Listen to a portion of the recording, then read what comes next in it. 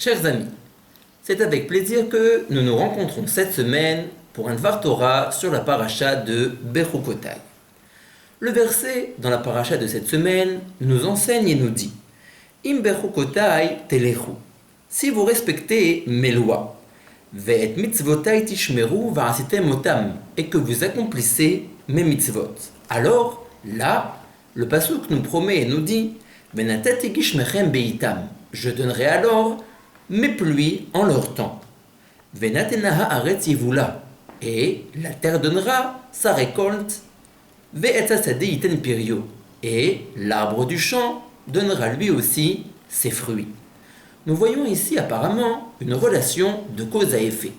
En effet, le verset nous dit que si les bénis Israël accomplissent et gardent les mitzvot et les préceptes que la Torah nous demande, alors la récompense sera que les pluies tomberont et seront données en leur temps, que celles-ci feront en sorte que les récoltes soient prospères, etc., etc. Le Rashba, qui était à l'époque des Rishonim, Rabbi Shlomo ben Aderet, s'interroge dans ses responsables. Comment cela est-il possible? Comment est-ce que la Torah ici nous dit-elle que l'accomplissement des mitzvot aura sa récompense sur cette terre, dans ce Olam Hazé? En effet, apparemment il y a ici une contradiction. Quelle est-elle? Le Talmud, dans le traité de Kiddushin, au Daf la Metet, nous enseigne et nous dit Sechar mitzvah be'ay alma leka. Il n'y a pas de récompense à une mitzvah dans ce monde.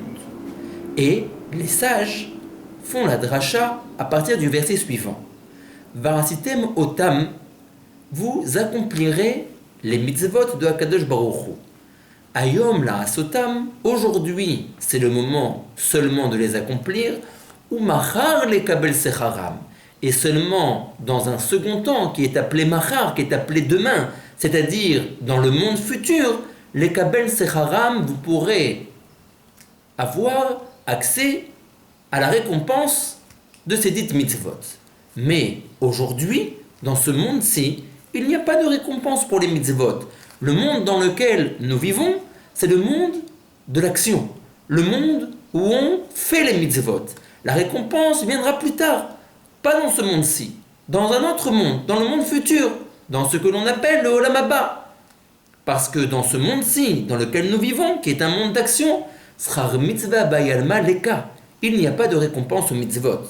Comment donc, à partir de cette Gemara, à partir de cet extrait du Talmud, comprendre les versets de notre pasuk, qui nous dit que si les Bnei Israël accomplissent les mitzvot, ils auront une récompense dans ce monde-ci. Le Rashba, Rabbi Shlomo ben Aderet, dit quelque chose de stupéfiant, de fulgurant. Le Rashba nous dit que, en réalité, quand nos sages ont dit et ont commenté dans la Gemara qu'il n'y avait pas de récompense dans ce monde-ci pour les mitzvot, ils faisaient référence aux mitzvot qui ont été accomplis par une personne seule, par un homme yachid, par un ben Israël isolé. Il a agi, il a accompli sa mitzvah tout seul. Là, la Torah et les Chachamim nous disent et nous enseignent que cet homme qui a accompli sa mitzvah seul n'aura pas sa récompense dans ce monde-ci, mais il l'aura machar, demain, dans le monde futur. En revanche, nous dit Rabbi Shlomo ben Aderet le Rashba, quand les bénis Israël accomplissent une mitzvah en collectivité, alors là, il n'est pas dit qu'ils n'auront pas leur récompense dans ce monde. Au contraire, quand les bénis Israël accomplissent une mitzvah en collectivité, en communauté, alors là, ils auront la récompense de leur mitzvah dans ce monde-ci. Ils n'auront pas besoin d'attendre le monde futur. Ces paroles du Rashba, nous pouvons les voir d'une manière très pertinente dans les versets de la Torah. En effet, la paracha, à partir de laquelle les Chachamim ont enseigné Ayom la asotam ou machar le kabel secharam, aujourd'hui c'est le moment d'accomplir les mitzvot, et seulement demain, seulement dans le monde futur, de recevoir la récompense de ces dites mitzvot, toute la paracha où se trouve ce verset est écrite au singulier. En effet, là-bas, la Torah nous dit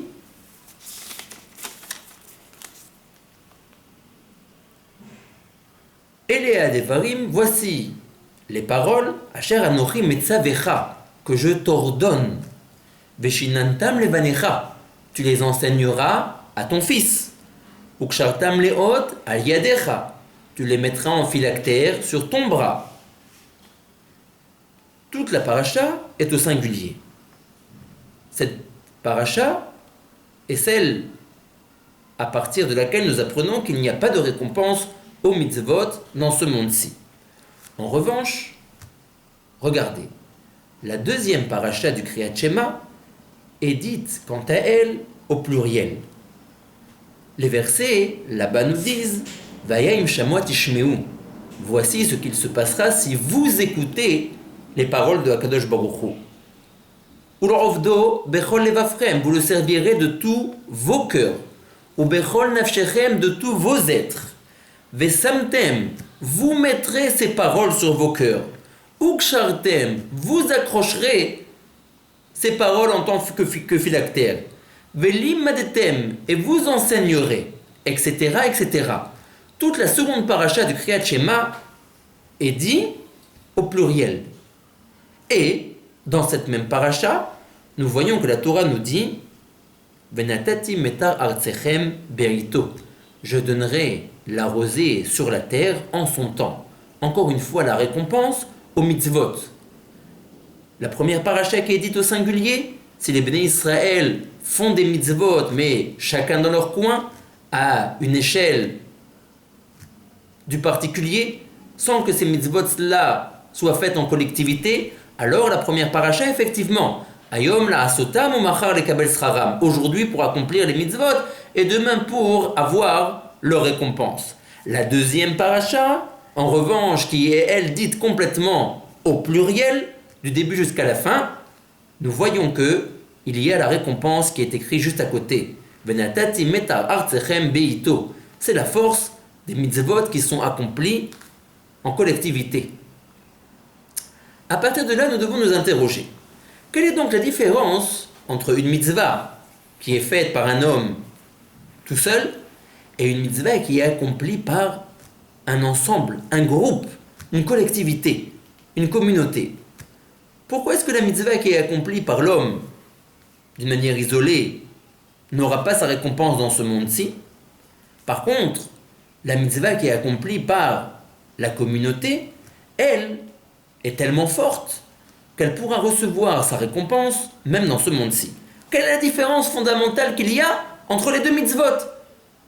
On parle apparemment de la même mitzvah, si ce n'est qu'une fois elle est accomplie par un homme seul, un homme isolé, et la seconde fois elle est accomplie par une communauté. Mais la différence qu'il y a entre ces deux mitzvot est apparemment très très grande. La première n'aura pas de récompense dans ce monde-ci, la deuxième, elle, se verra récompensée dans ce monde-ci. Les Chachamim nous enseignent et nous disent que quand un homme fait une mitzvah avec la collectivité, avec la communauté, quand il se met avec ses frères pour accomplir une dite mitzvah, il y a un paramètre particulier qui rentre en jeu, qui n'existe pas si jamais il n'accomplit pas la mitzvah avec la collectivité. Ce paramètre très très important, c'est le paramètre de l'amour.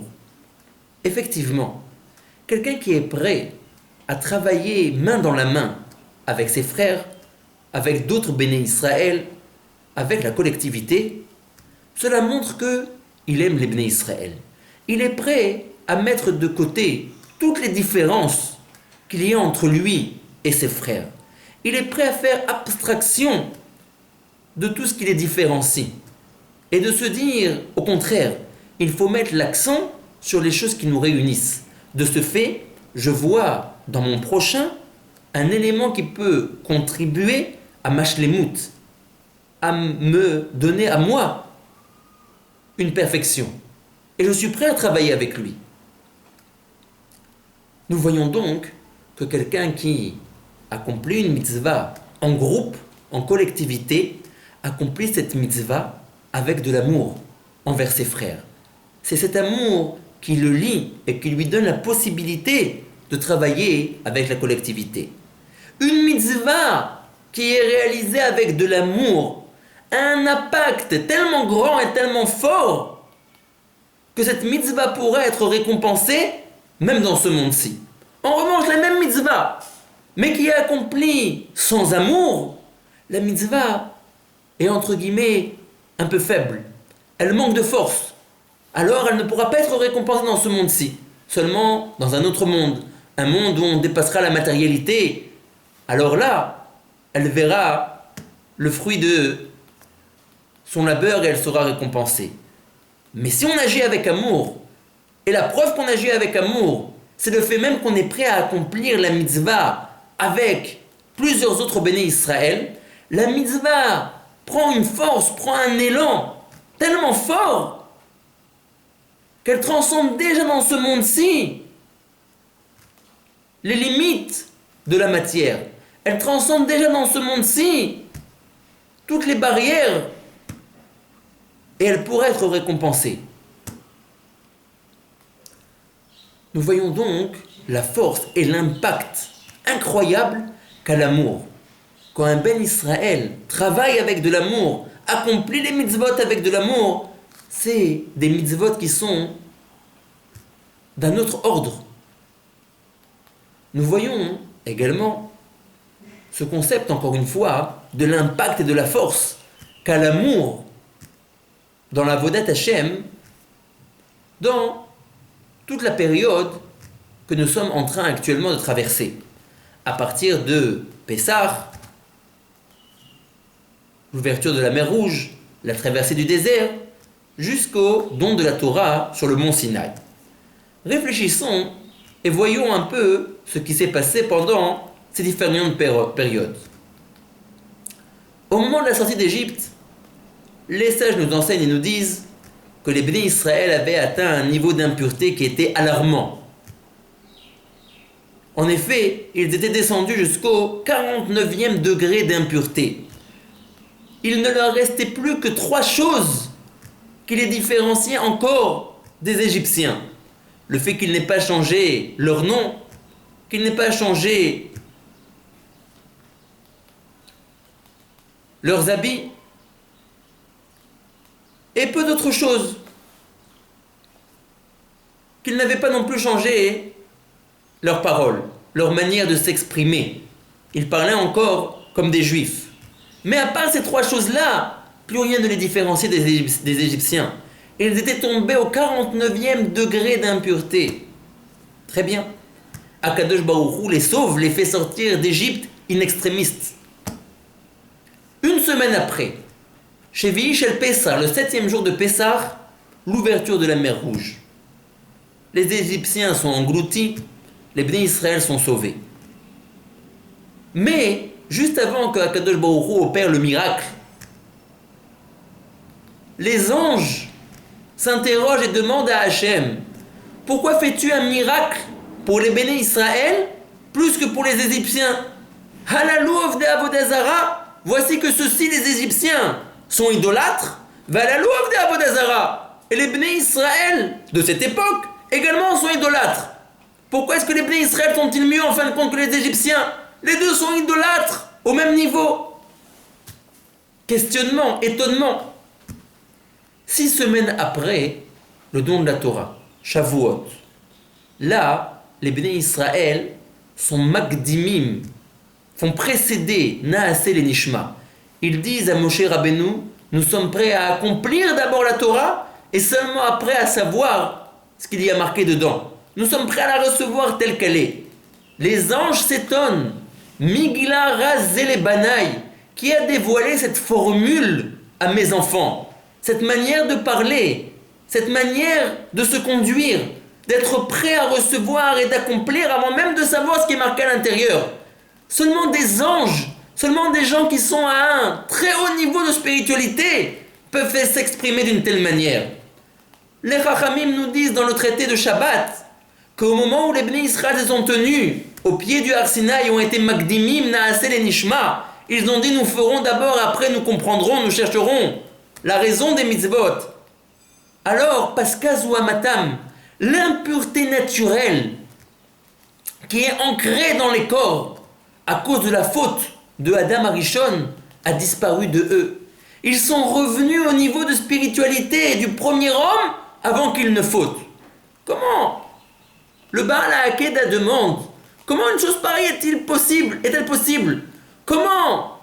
Il y a encore 6 semaines, chez Vish el Pessah, les anges s'étonnaient et disaient sur les Bnei Israël qu'ils étaient des idolâtres. 7 semaines auparavant, au moment de la sortie d'Égypte, ils étaient au 49e degré d'impureté. Comment, en l'espace de simplement 7 semaines, ils ont réussi à remonter les échelons, à gravir les échelons d'une manière fulgurante, d'une manière phénoménale, jusqu'à arriver à retourner au niveau du premier homme avant la faute? Comment c'est possible en 7 semaines? Même si quelqu'un avait 120 ans, c'est apparemment une mission, un travail qui est presque du domaine de l'impossible. Comment eux ont-ils réussi à faire une chose pareille en seulement 7 semaines? Le Baal HaAkeda nous dit c'est parce qu'ils ont travaillé avec de l'amour. Quand ils ont entendu de la bouche de Moshe Rabbeinu que Akadosh Baruch Hu voulait dans quelques semaines descendre du ciel pour se marier avec les Béné Israël, pour faire avec eux une choupa, pour les prendre en tant que peuple élu et leur donner la Torah qui lui est tellement chère, alors ils ont été pris d'un élan d'amour fulgurant. Cet amour a décuplé leur force. Cet amour a décuplé la valeur de leur travail. Et ils ont réussi à accomplir en 7 semaines ce que quelqu'un qui agirait et travaillerait sans amour ne pourrait certainement pas faire même en l'espace de 120 ans. C'est encore une fois la force de l'amour. Quand on travaille avec amour, alors les forces sont décuplées, que ce soit les forces personnelles de la personne qui travaille avec cet amour, que ce soit les forces qui sont mises dans la mitzvah elle-même que l'homme est en train d'accomplir. Et ce secret est déjà connu de toutes les nations. Est-ce que le proverbe ne dit pas « L'amour a des raisons que la raison ignore ». C'est-à-dire que d'une manière sensée, d'une manière rationnelle, certaines choses ne sont pas de l'ordre du réel, ne sont pas de l'ordre du réalisable.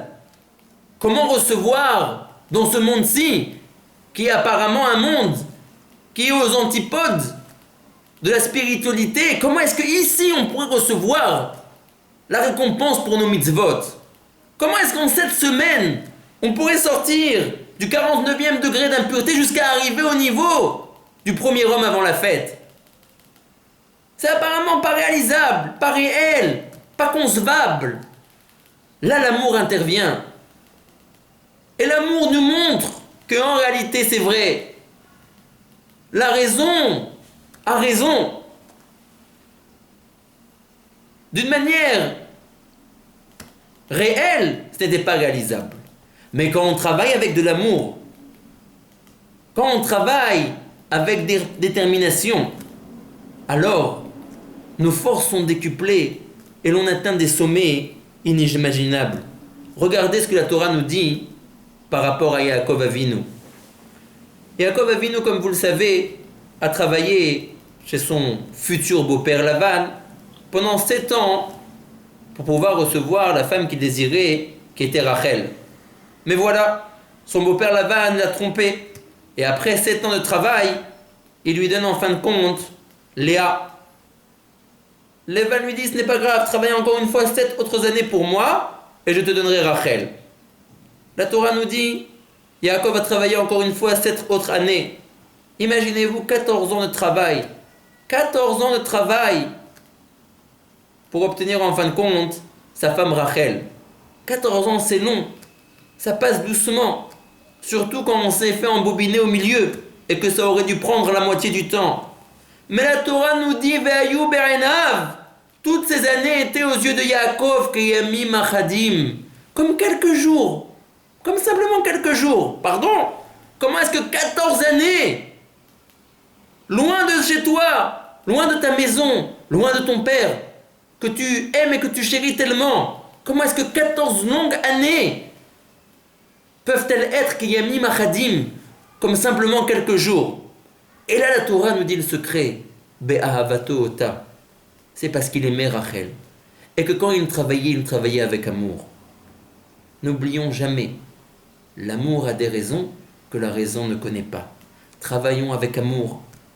En cette période particulière, qui est la période de la Sfirat HaOmer, où on doit justement s'amender, se travailler par rapport à toutes nos relations envers nos prochains, en cette période particulière qui est celle qui est juste avant Matan Torah, où les béné Israël eux-mêmes ont agi avec tellement d'amour pour pouvoir atteindre le haut niveau qu'ils ont atteint au moment du don de la Torah.